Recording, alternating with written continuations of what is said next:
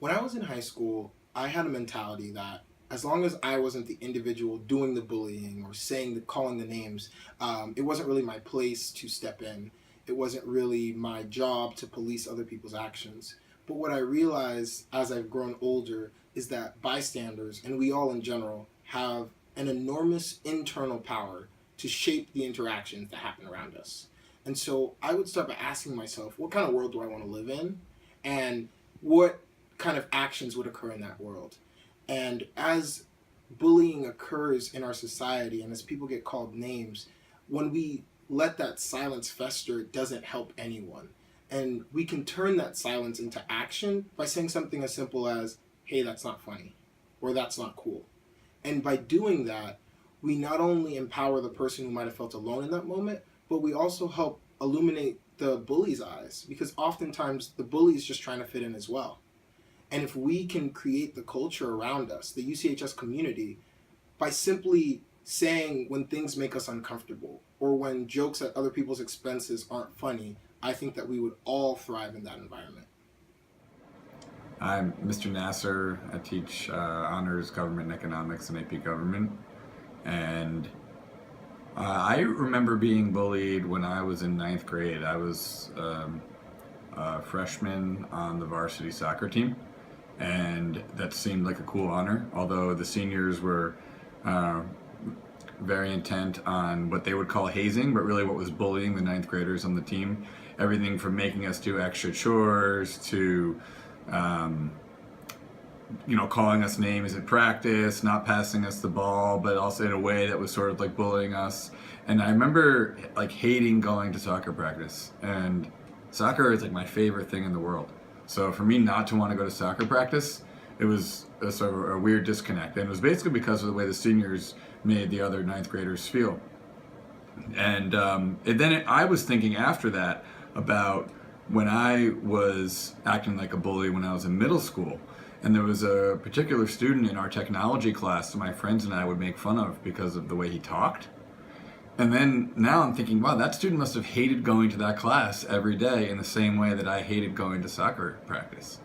So then it becomes this thing where like you're preventing somebody from being able to go, you're making somebody hate something that we all want them to like, whether it's school or soccer practice. So I think often when we're in high school, we don't think about that part of it. We only think about, oh, we're doing this because it's funny. I'm sure the seniors in the soccer team were thinking this was like a fun thing amongst them to bully the freshmen. They weren't thinking about how the ninth graders now hated going to soccer practice.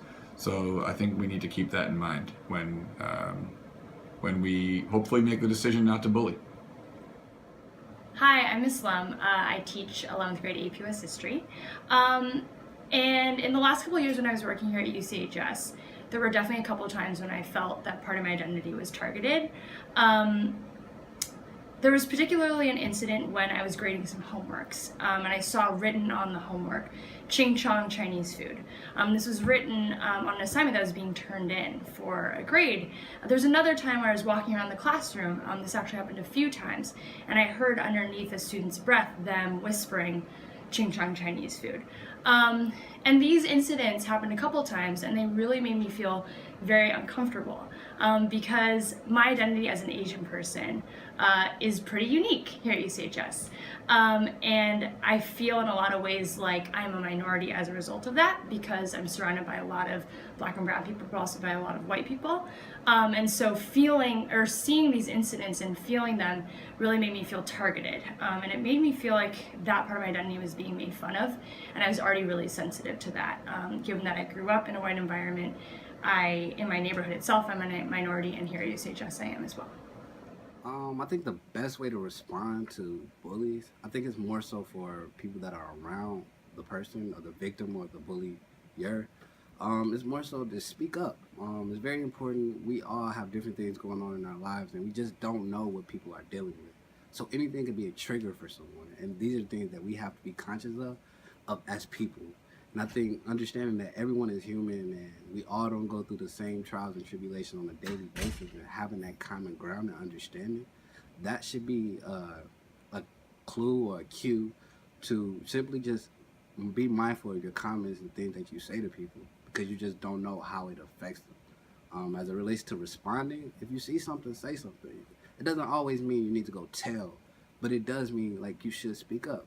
And you can speak up in a neutral manner. And if you would like ways on how to do that, I'll be more than happy to do that for you and give you the words to be an advocate for those that are being bullied. As it relates to traits of this community, our UCHS community, I really need us to see us have each other's back. At the end of the day, we're all a community of African American and Latina people, and we are all we got. We need to stick together and continue to push forward. And I think that's how we change the dynamic of what we're at right now as it relates to bullying or anything, success, you name it.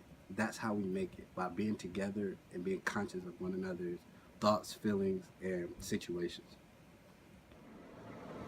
Hi everybody, I'm Miss Palumbo. I currently teach 11th graders AP English Language. And I thought I would share with you guys a moment in high school where I was the victim of some bullying and what helped me get through it.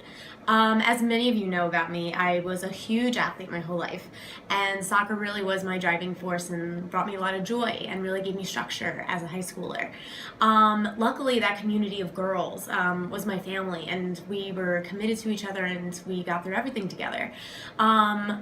A friend of mine in high school actually went to the internet and wrote a bunch of things about me that were pretty hurtful. Most of it had to do with my appearance of being very athletic and very unfeminine. And I remember seeing it and instantly going to my people who were my soccer team and getting their support, and just knowing that their like unrelenting friendship and trust in me was a good way for me to table that and not allow it to affect my self-worth. So if you realize that you are being talked about in a way that doesn't make you comfortable, you may need to take some time in terms of how to respond to that person. But what you can do immediately, and what helped me, is to find your people. Find the people who you trust, ones who you know have good intentions. Maybe you've been through a lot together, like I was with my team through a lot, and just help them reaffirm your sense of self. Help them reaffirm your confidence. And once you get that affirmation of your worth, you're more likely to be able to approach that person or that bully with a better direction. Okay, so oftentimes when bullies do mean things to people, it's because like they're suffering in the inside. You know, you might not see it, but it actually is true. So I think my overall vision is that students understand that when they see someone being bullied or when someone bullies other people, I would love for them to understand that that person's really hurting in the inside, and they're trying to like transfer over whatever it is that they're feeling to someone else, and that also the person receiving these actions is also hurting. I mean, whether this person, you know, fights back or, you know, says something back to this person, they're really hurting. I mean, words do scar. You know, you're gonna remember words, you're gonna remember actions of people, and it's like you might not see it now, but I mean, it can do big damage to an individual that's doing it and also receiving it. So I think my overall wish as a Sabre community is that we respect each other and we love each other as brothers and sisters. You know, understand that what you tell me, I'm gonna remember. You know, what I do to you, I'm gonna remember. And just always keep ourselves, like, you know, at the top of everything, and just make sure that we continue to love each other, because in this world, in this day and age, you know, we're not going to go anywhere by belittling each other. We have to honestly like strengthen each other by loving each other, and, you know, hey, you did a great job, or you did a great job, you know, and just helping each other out, because the world is crazy. It's a monster out there, and we have to be ready.